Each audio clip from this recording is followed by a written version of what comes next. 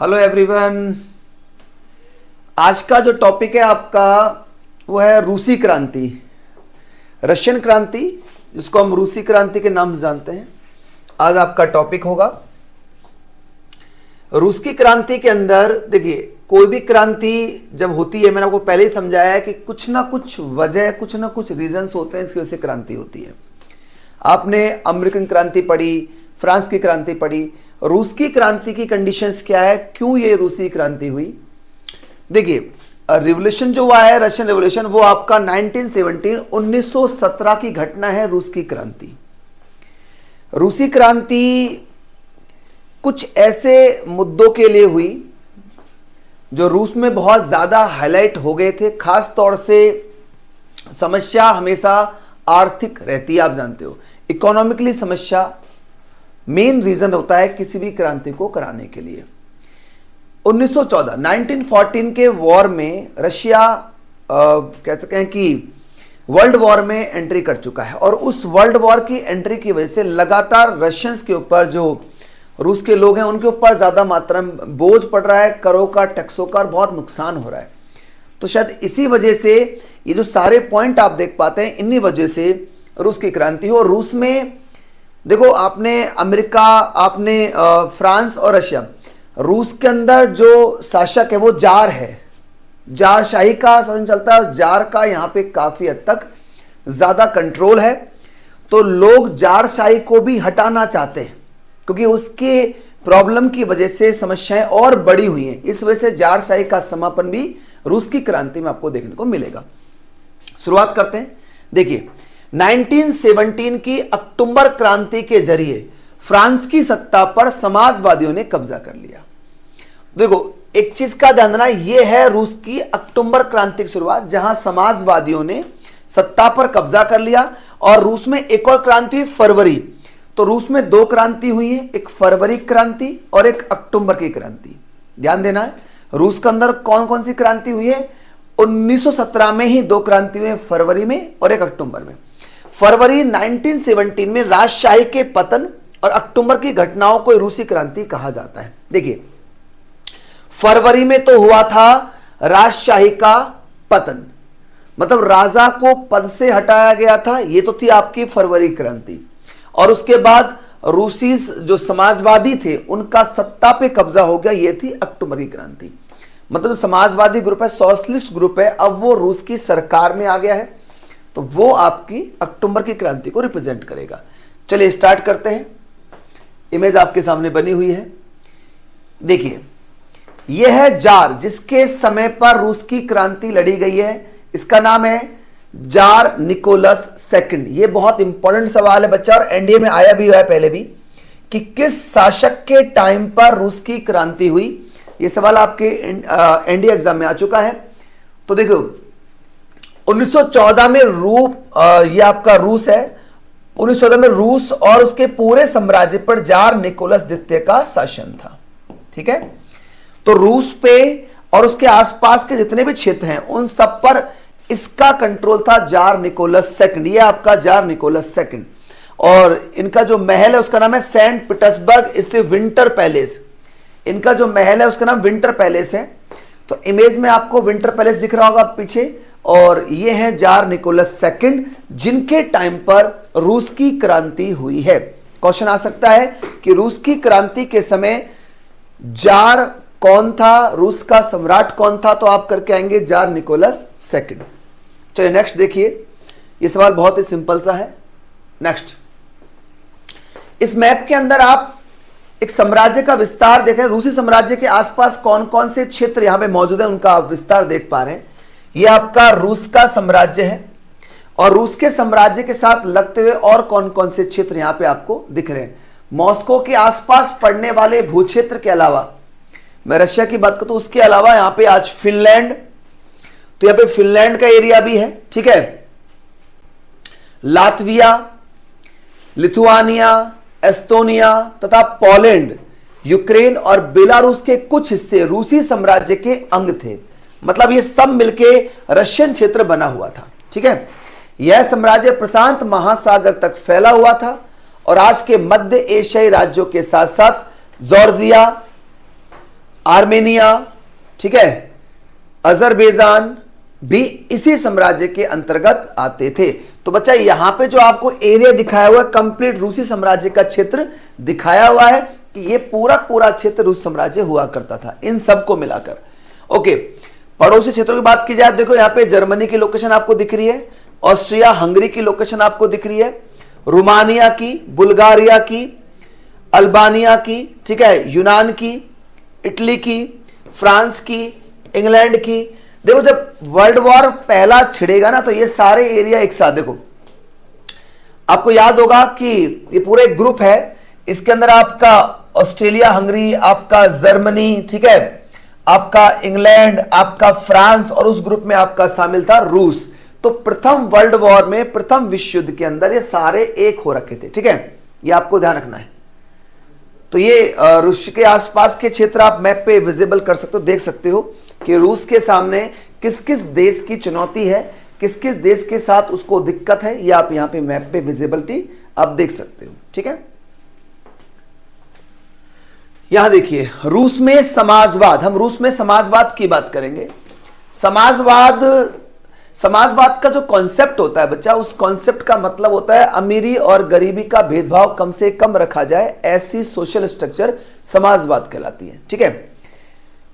Marks के विचारों को मानने वाले समाजवादियों ने, शुरुआत देखिए, जो लोग कार्ल मार्क्स, ये कार्ल मार्क्स हैं, कार्ल मार्क्स के जो विचारों को मानने वाले जो समाजवादी हैं, उन्होंने 1898 में 1898, ये क्वेश्चन आपके एग्जाम में आया हुआ है, ध्यान देना कि मार्क्स के विचारों को मानने वाले समाजवादियों ने 1898 में रशियन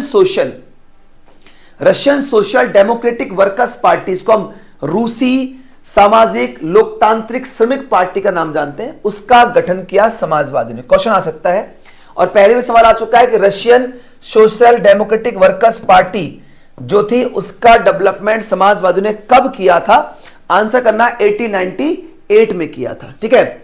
सरकारी आतंक के कारण इस पार्टी को गैर कानूनी संगठन के रूप में काम करना पड़ता था, मतलब ये डायरेक्ट ओपन नहीं हो सकती थी। अब क्वेश्चन ये है कि समाजवादियों की पार्टी जो थी उसका क्या नाम है रूस के अंदर, तो क्या करके आओगे, Russian social democratic workers party, साफ लिखा है वर्कर्स मतलब मजदूरों की पार्टी है, ठीक है भाई। इस पार्टी का एक अखबार निकलता था, उसने मजदूरों को संगठित किया था और हड़ताल आदि कार्यक्रम आयोजित किए गए थे, ठीक है।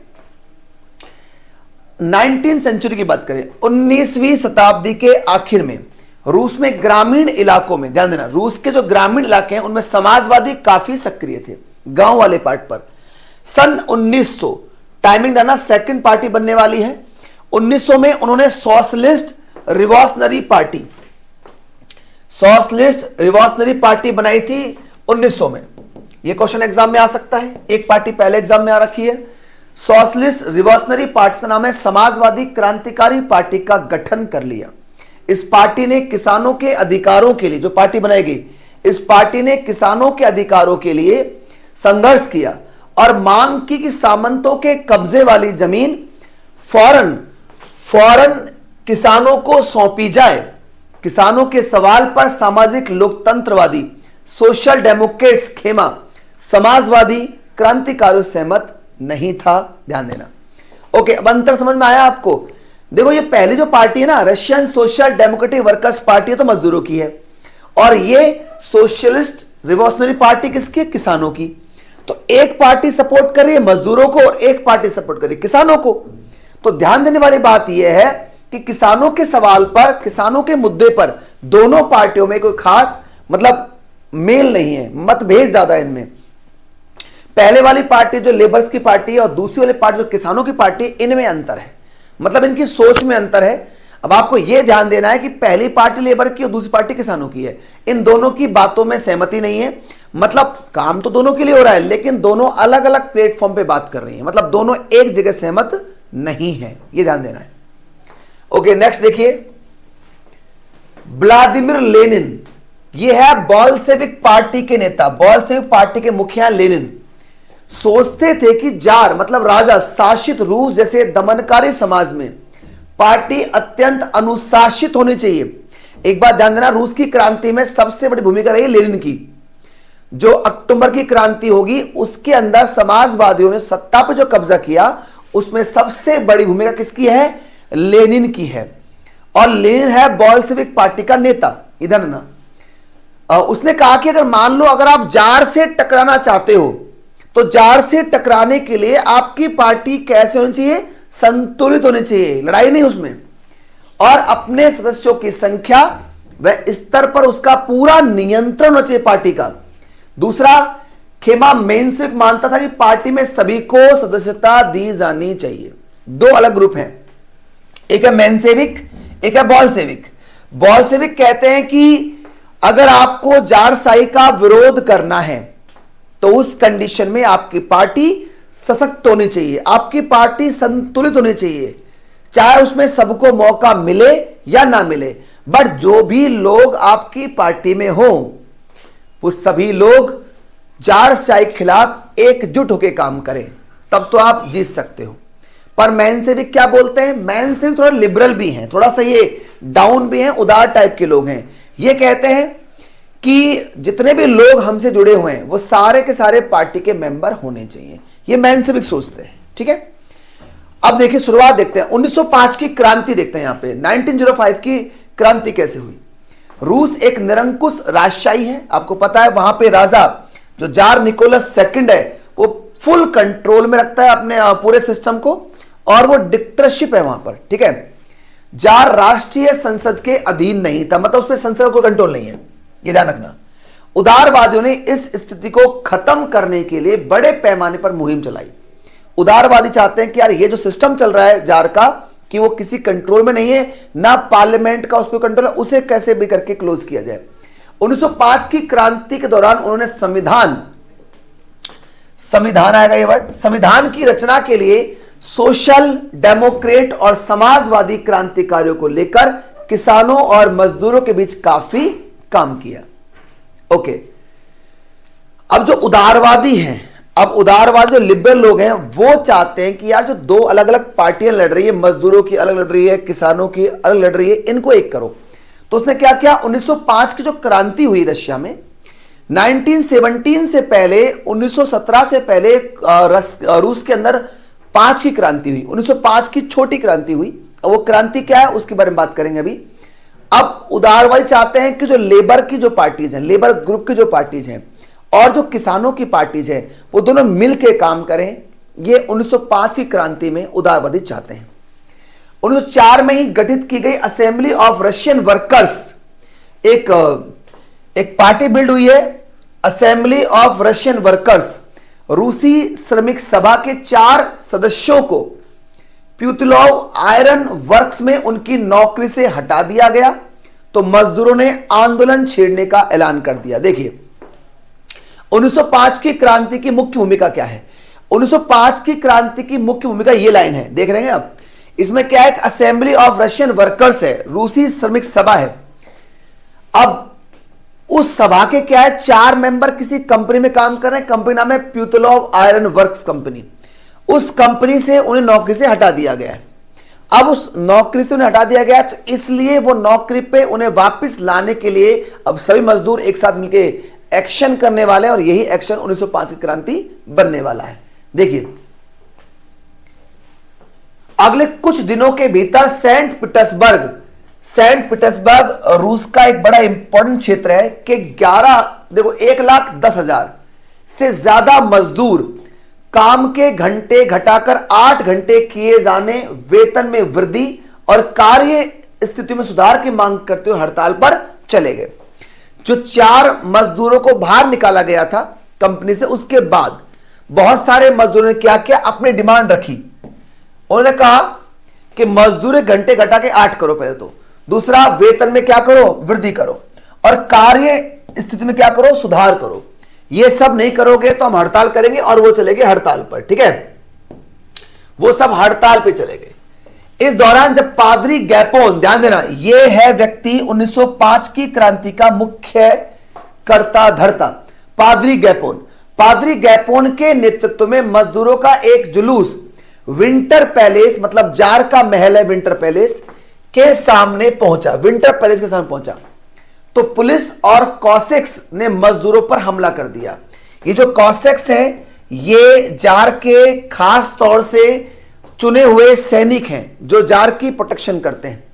उन्होंने क्या किया, मजदूरों पे हमला कर दिया। कौन लीड कर रहा था? पादरी गैपोन लीड कर रहा था उस मूवमेंट को, जो जार शाही के पास जाके अपनी डिमांड रख रहे थे। इस घटना में 100 से ज्यादा मजदूर मारे गए और लगभग 300 घायल हुए।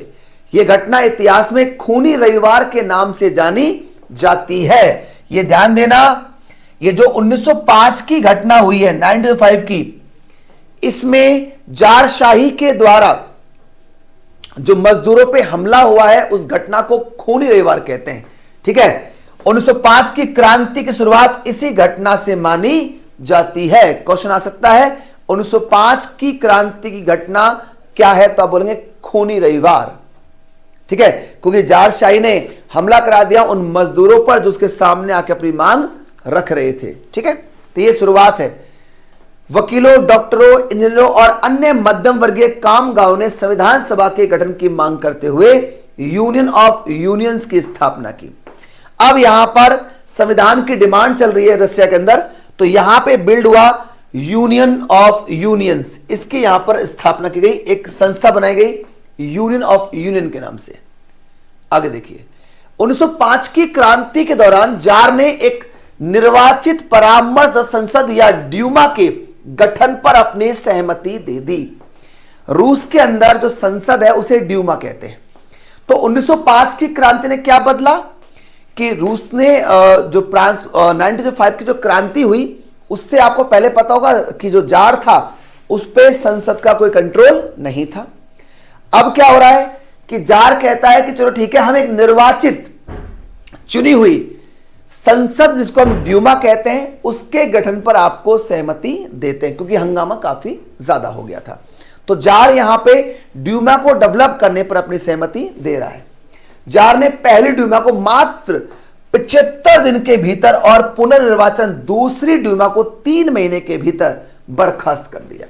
एक बात ध्यान देना, जार के लिए ड्यूमा सिर्फ एक दिखाने के लिए, क्योंकि आप थोड़ा रिवॉल्ट कर रहे हो तो आपको सिर्फ शांत करने के लिए आपकी बात को माना जा रहा है, बाकी ड्यूमा के पास ताकत है नहीं। तो जार ने क्या किया, बहुत जल्दी अगर ड्यूमा जार के खिलाफ कुछ भी करेगी तो जार उसे क्या कर देगा, सस्पेंड कर देगा। तो जार ने पहले को 75 डेज के अंदर और दूसरी को 3 महीने के भीतर ही सस्पेंड कर दिया। वह किसी तरह की जवाबदेही या अपनी सत्ता पर किसी तरह का अंकुश नहीं चाहता था, बिल्कुल, क्योंकि उस पर वैसे भी कंट्रोल नहीं था। तो वो दिखाने के लिए भी इनको इतनी कोई ताकत नहीं देना चाह रहा है। उसने मतदान कानूनों में फेरबदल करके तीसरी ड्यूमा में रूढ़िवादी राजनेताओं को भर डाला, उदारवादियों और क्रांतिकारियों को बाहर रखा गया। अब क्या किया, उसने तीसरी ड्यूमा बनाई, मतलब थर्ड पार्लियामेंट बनाई उसने, और उस थर्ड पार्लियामेंट में अपने ही जो लोग हैं उनको भर्ती कर दिया ताकि कोई विरोधी ना हो ना। भाई अगर बाई चांस वो यहां पर अपने ही लोगों को भर देगा तो लोग विरोध कहां करेंगे। तो तीसरी ड्यूमा तो उसकी खुद की है, तो यहां पर उसने अपने ही लोगों को वहां पर भर दिया है। नेक्स्ट, पहला विश्व युद्ध और रूसी साम्राज्य, फर्स्ट वर्ल्ड वॉर आपको याद होगा 1914 में हुआ था। 1914 में 2 यूरोपीय गठबंधनों के बीच युद्ध छिड़ गया। 2 अलग अलग ग्रुप, एक ग्रुप में है जर्मनी, ऑस्ट्रिया और टर्की, केंद्रीय शक्तियां ये जर्मनी, ऑस्ट्रिया और टर्की, और दूसरे खेमे में आपका फ्रांस, ब्रिटेन और रूस। यह आपका दूसरा खेमा है, फ्रांस, ब्रिटेन और रूस का। बाद में इटली और रोमानिया भी इस खेमे में शामिल हो गए। इटली और रोमानिया बाद में इस ग्रुप में शामिल हुए, फ्रांस, ब्रिटेन और रूस के साथ इटली और रोमानिया। जर्मनी, ऑस्ट्रिया और टर्की एक ग्रुप थे। ठीक है, तो मतलब पहले वर्ल्ड वॉर में रूस ने साथ दिया था ब्रिटेन का। ठीक है, आगे इन सभी देशों के पास विशाल वैश्विक साम्राज्य थे। इस युद्ध को पहला वर्ल्ड वॉर कहा जाता है, प्रथम विश्व युद्ध। ध्यान देना, इस युद्ध को शुरू में रूसियों का काफी समर्थन मिला। देखो शुरुआत जब युद्ध की हुई तो रूस के बहुत सारे लोग, यहां तक कि जार शाही जो सपोर्ट कर रहा था इस फर्स्ट वर्ल्ड वॉर को, यहां रूस की जनता ने भी जार का साथ दिया। जनता ने जार का साथ दिया, लेकिन जैसे जैसे युद्ध लंबा खिंचता गया जार ने ड्यूमा मौजूद मुख्य पार्टियों से सलाह लेना छोड़ दिया। अब जो ड्यूमा है उसमें जो भी पार्टियां हैं, जार अब उनसे नहीं पूछता क्योंकि जार खुद थक चुका है, उसके प्रति जन समर्थन कम होने लगा।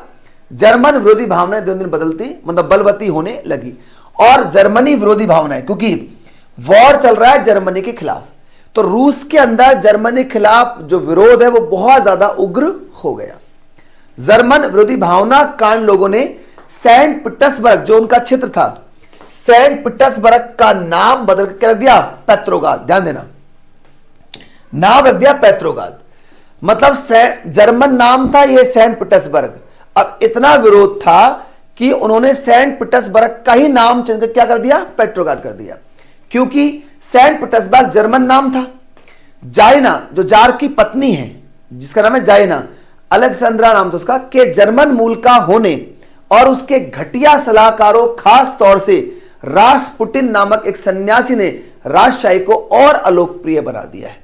देखो, जार की जो पत्नी है जाइना, ये जर्मन मूल की है, और एक आप खुद वॉर कर रहे हो जर्मनी के खिलाफ, और उसके जो सलाहकार है उसकी पत्नी के रासपुटिन नामक एक तांत्रिक टाइप का एक सन्यासी है, इसने और माहौल खराब कर दिया। लोगों ने जार और उसकी पत्नी जाइना का विरोध करना शुरू कर दिया, क्योंकि वैसे भी वो जर्मनी के खिलाफ तो एक्शन हो ही रहा है। नेक्स्ट, अगला पॉइंट देखिए। 1914 से और 1916 के बीच जर्मनी और ऑस्ट्रिया में रूसी सेनाओं को भारी पराजय झेलनी पड़ी। 1914 से और 16 के बीच, ठीक है, रूस काफी हारा जर्मनी और ऑस्ट्रिया में।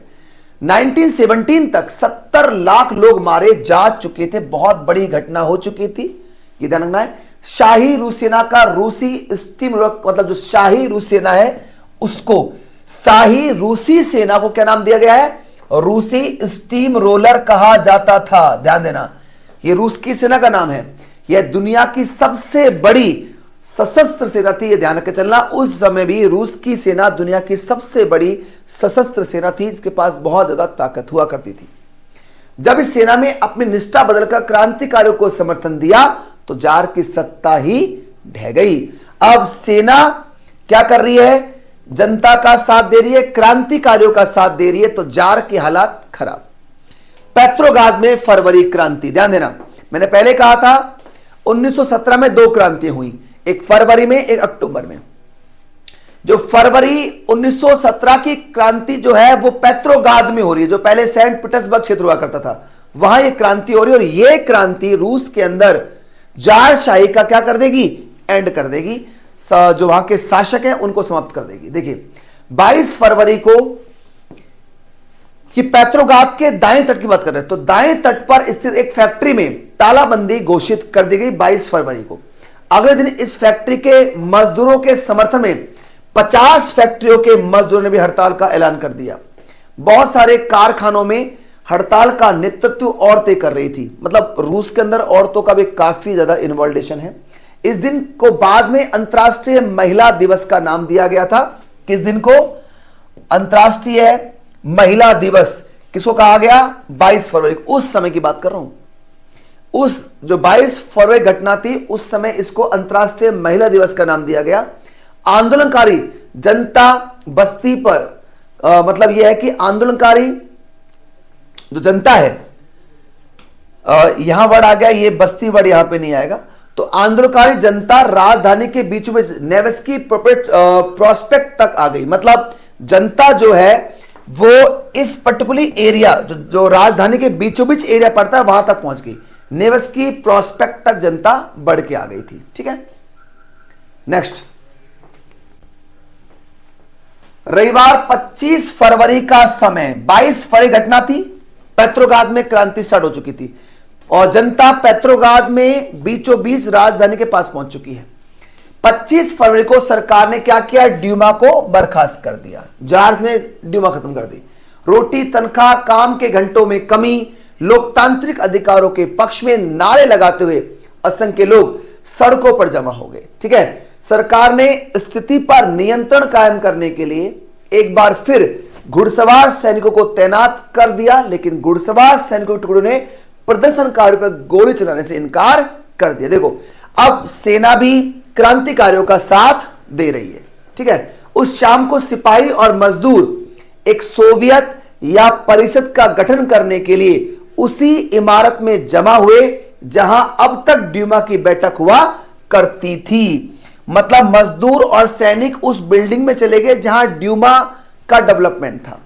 यह तो पेट्रोग्राद सोवियत का जन्म हुआ और यहां से किया उन्होंने पेट्रोग्राद सोवियत का जन्म, क्योंकि सेना भी अब मजदूरों के साथ है इस क्रांति में। अगले दिन एक प्रतिनिधिमंडल जार से मिलने गया कि भैया चलो ठीक है, हम डील करने जा रहे हैं, हम जार के पास जाके। तो जार से मिलने गया एक प्रतिनिधि मंडल। सैनिक कमांडरों ने उसे सलाह दी कि वह राजगद्दी छोड़ दे। अब देखो, जनता सैनिक सारे एक हो रखे हैं, ठीक है। तो अब जो कमांडर्स हैं, क्योंकि कमांडर तो अब पब्लिक के साथ हैं, उन्होंने सलाह दी जार को कि भाई अब एक काम करो, आपके बचने का सबसे अच्छा ऑप्शन है आप राजगद्दी छोड़ दो। उसने कमांडर की बात मान ली और 2 मार्च को क्या कर दिया, गद्दी छोड़ दी। 22 फरवरी की घटना से 2 मार्च को जारशाही की गद्दी छूट चुकी है। सोवियत और ड्यूमा के नेताओं ने देश का शासन चलाने के लिए क्या बनाई, एक अंतरिम सरकार बना ली सोवियत और ड्यूमा के नेताओं ने, ठीक है। तय किया गया कि रूस के भविष्य के बारे में फैसला लेने की जिम्मेदारी संविधान सभा को सौंप दी जाए और उसका चुनाव सार्वभौमिक वयस्क मताधिकार के आधार पर किया जाए। मतलब हमें क्या करेंगे, एक संविधान सभा बनाएंगे। अब क्योंकि डिसाइड ये करना है कि रशिया अब लोकतांत्रिक गठन में जा रहा है, लोकतांत्रिक देश की उपलब्धियों में जा रहा है, तो यह तय किया गया एक संविधान सभा बनेगी और उसका चुनाव पब्लिक करेगी, ठीक है। फरवरी 1917 में राजशाही को गद्दी से हटाने वाली क्रांति का झंडा पेट्रोग्राद की जनता के हाथों में था। क्वेश्चन आ सकता है कि फरवरी क्रांति क्या है, तो आप क्या बोलोगे, फरवरी की क्रांति हुई थी पेट्रोग्राद में और रिजल्ट क्या था, जारशाही का पतन। बस याद रखना है किस क्रांति ने जारशाही को सत्ता से हटा दिया था, आंसर फरवरी की 1917 की रूस की क्रांति, ठीक है। और इस क्रांति का जो प्लेस है वो पेट्रोग्राद होगा, यह ध्यान रख के चलना है।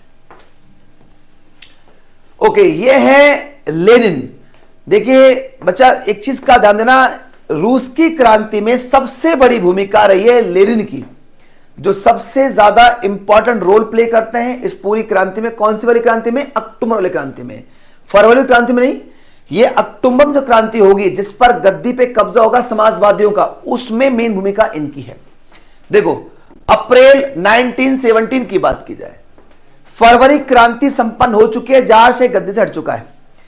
अप्रैल 1917 में बोल्शेविकों के नेता, निर्वासित नेता है ये, व्लादिमीर लेनिन रूस लौट आए, ठीक है। ये आ गए रूस। लेनिन के नेतृत्व में बोल्शेविक 1914 से युद्ध का विरोध कर रहे थे। देखो, लेनिन जो था वो 1914 में रशिया का जो वर्ल्ड वॉर में शामिल होना था ब्रिटेन के पक्ष में, उसका शुरुआत से विरोध कर रहे थे। उनका कहना था कि अब सोवियतों को सत्ता अपने हाथों में ले लेनी चाहिए, ठीक है।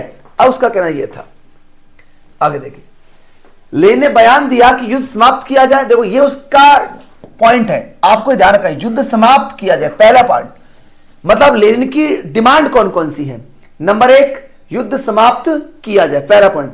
सारी जमीन किसानों के हवाले की जाए, ये सेकंड पॉइंट है। और तीसरा, बैंकों का राष्ट्रीयकरण किया जाए। 3 डिमांड रख रहा है लेनिन। सबसे पहली डिमांड, युद्ध समाप्त होगा।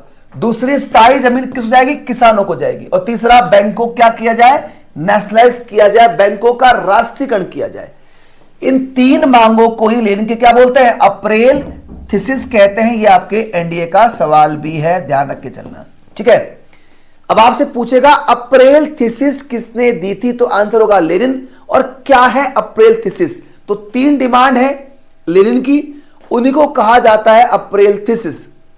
कौन कौन सी, युद्ध समाप्त किया जाए, सारी जमीन किसानों के हवाले की जाए और बैंकों का राष्ट्रीयकरण किया जाए, ठीक है। इस क्वेश्चन को ध्यान रखकर चलना, वेरी इंपॉर्टेंट क्वेश्चन है, आपके एग्जाम में आ सकता है। उन्होंने ये ही सुझाव दिया कि अब अपने रेडिकल उद्देश्यों को स्पष्ट करने के लिए बोल्शेविक पार्टी का नाम कम्युनिस्ट पार्टी रख दिया जाए। उन्होंने कहा कि बोल्शेविक पार्टी का नाम क्या होना चाहिए, अब कम्युनिस्ट पार्टी, क्योंकि कम्युनिस्ट पार्टी ज्यादा प्रभावी नाम होगा और कम्युनिस्ट पार्टी बोलने से अब समाज में गरीब और अमीरों पे हम कंट्रोल कर पाएंगे। मेनली जो मेन लोग हैं आपके गरीब, उन पे हम ज्यादा ध्यान दे पाएंगे। ठीक है, आगे अक्टूबर 1917 की क्रांति देखिए, सेकंड क्रांति है। 16 अक्टूबर 1917 को लेनिन ने पेट्रोग्राद सोवियत और बोल्शेविक पार्टी को सत्ता पर कब्जा करने के लिए राजी कर लिया। ये पेट्रोग्राद सोवियत याद है ना आपको, जिसने आपके फरवरी 1917 की क्रांति की है उसको, और अपनी जो पार्टी है बोल्शेविक पार्टी, उनको सत्ता पर कब्जा करने के लिए तैयार कर लिया कि आप दोनों मिलकर सत्ता पर कब्जा करो। सत्ता पर कब्जे के लिए लियोन ट्राटस्की, उसने क्या किया, लियोन ट्राटस जो व्यक्ति है उसके नेतृत्व में सोवियत की ओर से एक सैनिक क्रांतिकारी समिति का गठन किया। ध्यान देना, बोल्शेविक पार्टी के जो सेनापति हैं वो ये हैं, लियोन ट्राटस्की। लेनिन ने इस व्यक्ति को कमांडर बनाया सैनिक क्रांतिकारी ग्रुप का। 24 अक्टूबर को विद्रोह शुरू हो गया, मतलब अक्टूबर क्रांति स्टार्ट होगी 24 तारीख को। संकट की आशंका को देखते हुए प्रधानमंत्री कौन था उस समय, केरेंस्की था, क्योंकि उस समय सत्ता पे कब्जा किसका था, उदारवादियों का। ठीक है, उदारवादियों का कब्जा था उस समय सत्ता पर। यह सवाल भी आपके एनडीए में आया हुआ है कि अक्टूबर की क्रांति के टाइम पर प्रधानमंत्री कौन था, तो केरेंस्की। सैनिक टुकड़ियों को इकट्ठा करने शहर से बाहर चला गया, कुछ नहीं आया था कि कौन शहर छोड़ के भाग गया था अक्टूबर क्रांति के समय, तो प्रधानमंत्री केरेंस्की भाग गए थे। ठीक है, तड़के ही सरकार के वफादार सैनिकों ने 2 बोल्शेविक अखबारों के दफ्तरों पर घेरा डाल दिया। अब रिवॉल्ट स्टार्ट हो चुका है, आपस में एक दूसरे पर हमला होने वाला है। तो क्या हुआ, क्रांतिकारी समिति ने भी अपने समर्थकों को आदेश दिया, जो ये ग्रुप बना हुआ था ऊपर वाला, कि सरकारी कार्यालयों पर कब्जा कर ले और मंत्रियों को गिरफ्तार कर ले। उसी दिन अरोरा नामक एक युद्धपोत था इनके पास, सोवियतों के पास। ठीक है, उसने विंटर पैलेस से बमबारी शुरू कर दी सरकार के खिलाफ, यह ध्यान रखना। आगे पेट्रोग्राद में अखिल रूसी सोवियत कांग्रेस की बैठक हुई। पेट्रोग्राद के अंदर अखिल रूसी सोवियत कांग्रेस, जिसमें बहुमत ने बोल्शेविक कार्रवाई का समर्थन कर दिया। दिसंबर तक मॉस्को पेट्रोग्राद इलाके पर बोल्शेविक नियंत्रण स्थापित हो चुका है, मतलब बोल्शेविक यहां पे हाईलाइट हो चुके थे। रूसी क्रांति की तारीख देखते हैं, इंपॉर्टेंट डेट देखते हैं। रूस में 1 फरवरी 1918 तक जूलियन कैलेंडर का अनुसरण किया जाता था। ध्यान रखना, रूस के अंदर 1 फरवरी 1918 तक था जूलियन कैलेंडर। इसके बाद रूसी सरकार ने ग्रेगोरियन कैलेंडर अपना लिया, ग्रेगोरियन अपनाया। और आप तो जानते हो आजकल पूरे दुनिया में आजकल जो कैलेंडर चल रहा है वो ग्रेगोरियन कैलेंडर ही चल रहा है। ठीक है, जिसका अब सब जगह इस्तेमाल किया जाता है। हमारे इंडिया में भी ग्रेगोरियन कैलेंडर का इस्तेमाल होता है। ठीक है, ग्रेगोरियन कैलेंडर जूलियन कैलेंडर से 13 दिन आगे चलता है, ध्यान देना। इसमें 13 डेज की डेट आगे बढ़ती है।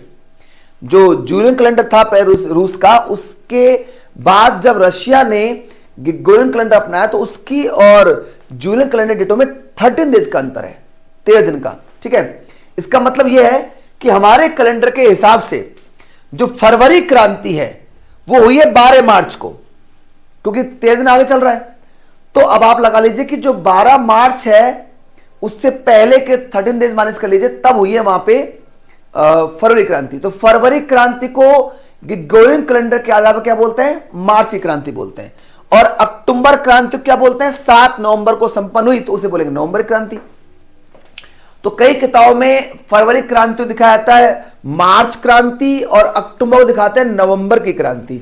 यह गलती सिर्फ कैलेंडर की डेट का है। ठीक है, आप इसे फरवरी और अक्टूबर ही याद करिए, क्योंकि उस समय रूस के अंदर जूलियन कैलेंडर था, ना कि ग्रेगोरियन। ठीक है, और बाद में जो इसको डिसाइड किया जाता है कि फरवरी क्रांति को क्या मार्च की क्रांति भी कहते हैं, तो बिल्कुल कहते हैं, क्योंकि वो ग्रेगोरियन कैलेंडर के आधार पर डेट वहां पर चेंज हो जाती है। ठीक है, पहचान लोगे आराम से, ये खाली रूस की तारीख है आपके रिवोल्ट की।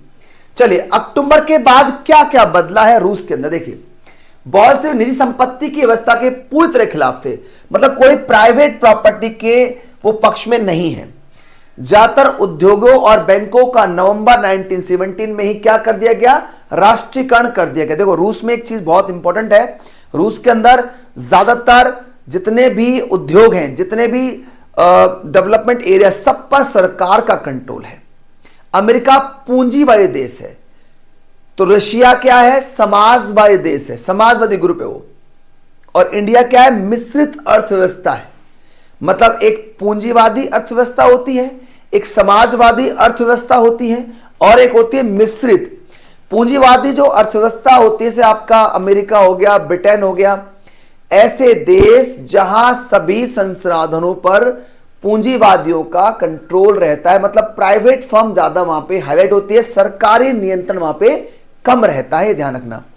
समाजवादी देश, समाजवादी अर्थव्यवस्था उन्हें कहा जाता है बच्चा जहां पर सरकार का जो कंट्रोल है वो सभी चीजों पे ज्यादा रहेगा और प्राइवेट फर्म का कंट्रोल कम रहेगा।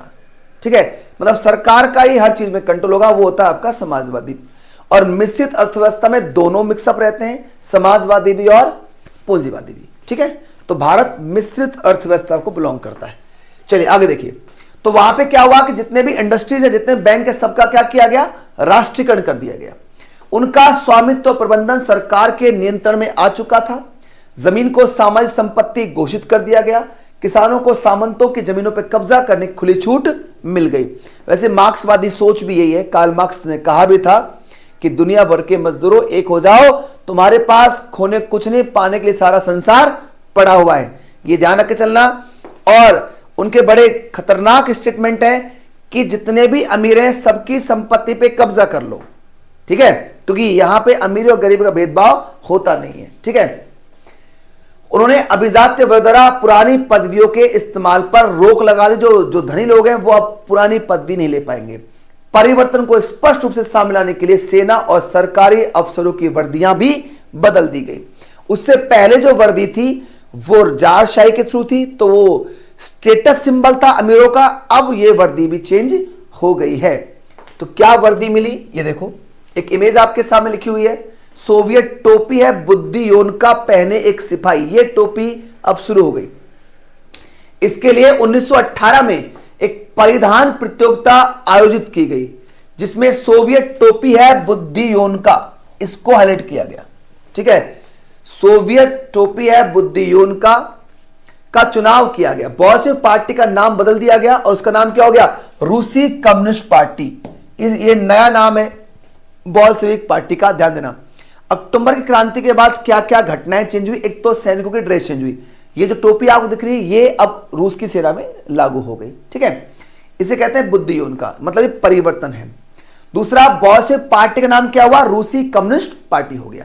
नवंबर 1917 बोल्शेविकों ने संविधान सभा के लिए चुनाव कराए। देखो अभी तक बोल्शेविकों ने पब्लिकली चुनाव नहीं कराए हैं, अभी तो सिर्फ सत्ता पे कब्जा हुआ है, पर अब वो अपने आप को लीगल साबित करने के लिए पब्लिक में चुनाव करा रहे हैं। चुनाव कर, लेकिन इन चुनाव में उन्हें बहुमत नहीं मिल पाया, ध्यान देना। जैसे ही बोल्शेविकों ने पब्लिक में चुनाव अनाउंसमेंट किया तो वहां वो हारे।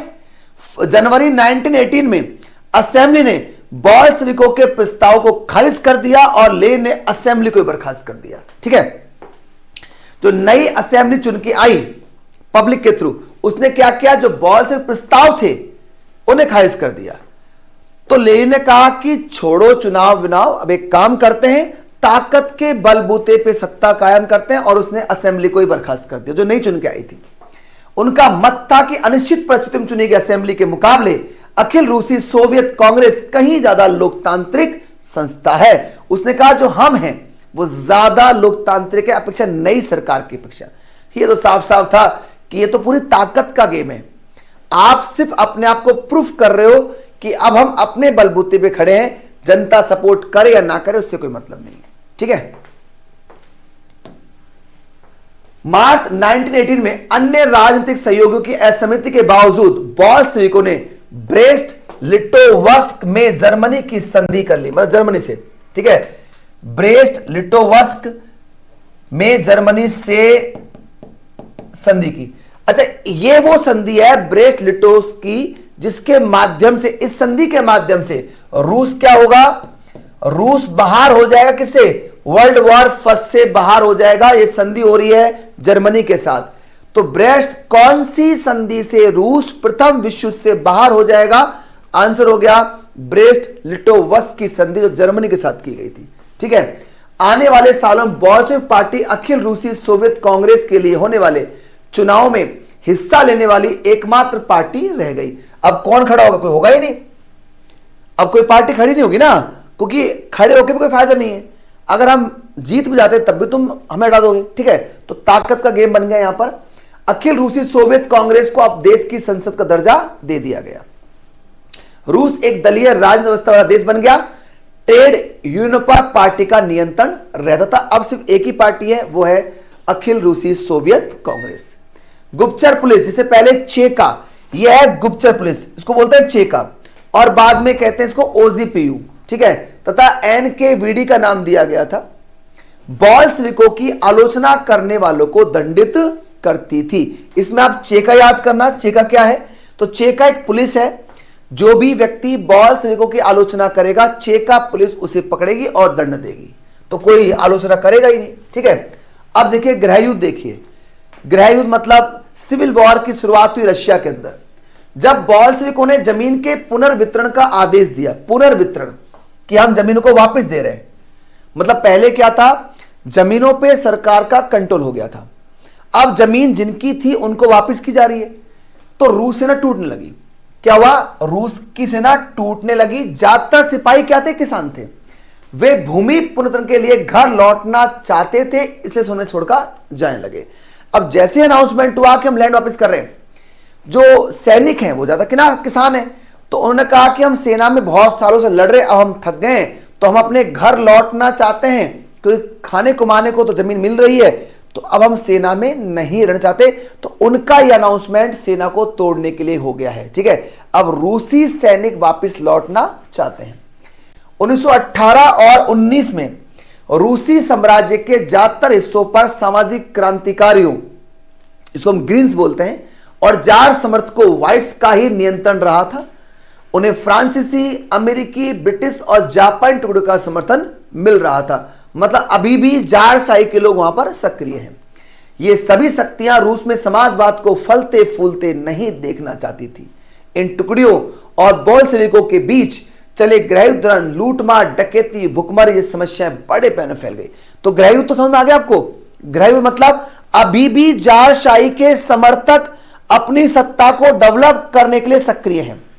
उन जारशाही के समर्थकों को सपोर्ट ये लोग कर रहे हैं, ये देश। अब वो समर्थक लड़ रहे हैं बॉल्शेविक ग्रुप के साथ, और यही झगड़ा गृह युद्ध कहलाता है, ध्यान देना, ठीक है। अगला पॉइंट देखिए, समाजवादी समाज का निर्माण। शासन के लिए केंद्रीकृत नियोजन की व्यवस्था लागू की गई, सेंटर पॉइंट लागू किया गया। अफसर इस बात का हिसाब लगाते थे कि अर्थव्यवस्था किस तरह का काम कर सकती है। इस आधार पर 5 साल के लक्ष्य तय कर देते। आपको ध्यान देना, पंचवर्षीय योजना जो बनने वाली है उसका जन्मदाता दुनिया में कौन है, रूस है, ठीक है। इसी आधार पर उन्होंने पंचवर्षीय योजना बनानी शुरू कर दी। पहली 2 योजनाओं, सबसे पहली पंचवर्षीय योजना रूस में शुरू हुई थी 27 से 32 में, 1927। दुनिया में सबसे पहले पंचवर्षीय योजना लागू करने वाला रूस था। पहली पंचयोजना आपकी 1927 से 32 और दूसरी 1933 से 38 के दौरान औद्योगिक विकास को बढ़ावा देने के लिए सरकार ने सभी तरह की कीमतें स्थिर कर दी। तो पहली 2 योजनाओं में फोकस किस पे किया गया था, इंडस्ट्री पर। रूस के अंदर भारत ने रूस से ही पंचवर्षीय योजनाओं का कॉन्सेप्ट लिया है, और भारत में पंचवर्षीय योजनाओं की शुरुआत हुई है 1951 में। देखो बच्चा, रूस में 5 प्लान सबसे पहले स्टार्ट हुए थे। केंद्रीकृत नियोजन से आर्थिक विकास को काफी गति मिली। अब देखो, पंचवर्षीय योजनाओं के माध्यम से रशिया इकोनॉमी काफी मजबूत हो रहा है और काफी ग्रो कर रहा है। आगे देखिए, यह स्टालिनवाद और सामूहिकरण, यह आपका एंड ऑफ पॉइंट रहेगा अभी रशियन क्रांति का। सामूहिकीकरण क्या होता है, देखो रूस के अंदर जनसंख्या लगातार बढ़ रही है, और उस जनसंख्या को कंट्रोल करने के लिए फूड की भी प्रॉब्लम चल रही है। उसको कैसे कि फूड को डेवलप किया जाए। रूस में पहले क्या था, छोटे छोटे खेत हुआ करते थे। अब छोटे खेतों में क्या होता है कि पैदावार कम होती है, क्योंकि वहां जोत भी ढंग से लग पाती। अब रशिया चाहता है कि बड़े बड़े जितने भी जमींदार हैं वो सब अपने अपने खेत एक कर लें, उनमें सब छोटे जमींदार के खेत भी आ जाए, और जो भी कमाई होगी उसको इक्वली डिस्ट्रीब्यूट कर दें, जिसका जितना हिस्सा है। अब यह था सामूहिकरण। सोच तो अच्छी थी, क्योंकि अगर बढ़ती हुई जनसंख्या है तो उससे फूड की मात्रा उस तक पहुंचाने के लिए हमें यह प्लानिंग करनी पड़ेगी। इस इमेज में आपको दिख रही है कि सामूहिकरण में काम कर रही बहुत सारी महिलाओं की फोटो दिखाई गई है। मतलब एक साथ बहुत सारी महिलाएं सामूहिकरण, जो खेत अब यहां पे एक हो रहे हैं, उनमें काम कर रही हैं। देखो, नियोजित अर्थव्यवस्था का शुरुआत दौर खेती के सामूहिकरण से पैदा हुई तबाही से जुड़ा हुआ था। 1927-28 के आसपास रूस के शहरों में अनाज का भारी संकट पैदा हो गया। अनाज का भारी संकट पैदा हो गया रूस के आसपास के शहरों में। लेनिन के बाद पार्टी कमान संभाल रहे थे स्टालिन, ये रूस के बने राष्ट्रपति लेनिन के बाद, ने स्थिति से निपटने के लिए कड़ा कदम उठाया। तो ध्यान देना, सामूहिकरण की शुरुआत रूस में की थी स्टालिन ने। उन्हें लगता था कि अमीर किसान और व्यापारी कीमत बढ़ने की उम्मीद में अनाज नहीं बेच रहे हैं, मतलब स्टोर कर लिया उन्होंने अनाज को। ठीक है, इस स्थिति पर काबू पाने के लिए सट्टेबाजी पर अंकुश लगाना और व्यापारियों के पास जमा अनाज को जब्त करना जरूरी था कि जो जब्त उनके पास जो अनाज है उसे जब्त किया जाए। 1928 पार्टी के सदस्यों ने अनाज उत्पादक इलाकों का दौरा किया। इस तरह की पार्टी के उन्होंने किसान जबरन अनाज खरीदा और कुलक होता है किसान के ठिकानों पर छापे मारे, जो धनी किसान है। ठीक है, रूस में संपन्न जो किसान है उन्हें कुलक कहा जाता है, ध्यान रख के चलना। जब इसके बाद भी अनाज की कमी बनी रही तो खेतों के सामूहिकरण का फैसला लिया गया। बात को समझने की कोशिश करना। स्टालिन का सामूहिकरण का कार्यक्रम शुरू हुआ 1929 से। पार्टी ने सभी किसानों को सामूहिक खेती, इस ग्रुप खेती को नाम दिया गया कोलखोज, जो सामूहिकरण होगा उसको नाम दिया कोलखोज, में काम करने का आदेश जारी कर दिया कि अब सब खेत एक होंगे, आप सब मिलकर काम करो। ज्यादातर जमीन और सारा सामान सामूहिक खेतों के स्वामित्व में सौंप दिए गए। सभी किसान सामूहिक खेतों पर काम करते थे और कोल खोज के मुनाफे को सभी किसानों के बीच बांट दिया जाता था।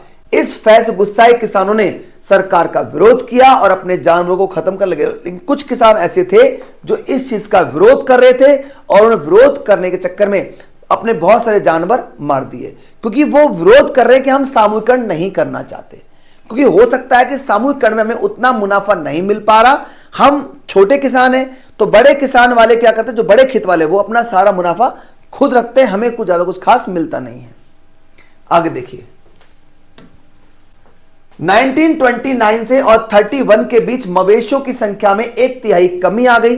सामूहिकरण का विरोध करने वालों को सख्त सजा दी जाती थी। सामूहिकरण के बावजूद उत्पादन में नाटकीय वृद्धि तो नहीं हुई, बल्कि 1930 से लेकर 33 की खराब फसल के बाद तो सोवियत इतिहास का सबसे बड़ा अकाल पड़ा, इसमें 40 लाख लोग मारे गए। मतलब कोई खास सक्सेसफुल नहीं हुआ सामूहिकीकरण। ठीक है, क्लियर हो गया यहाँ पे आपको? तो ये टॉपिक आपका समाप्त होता है। आपको मैं उम्मीद कर रहा हूं कि आपको चैप्टर समझ में आ गया होगा, आई होप। और देखिए, जो भी डाटा आपको यहां पे दिखाए गए उनको तैयार करके ध्यान से तैयार करना और आगे बढ़ना है। ठीक है, बाकी कोई डाउट है तो डिस्कस कर सकते हैं। गुड लक बच्चों। Kindly subscribe D-Day YouTube channel and don't forget to press bell icon.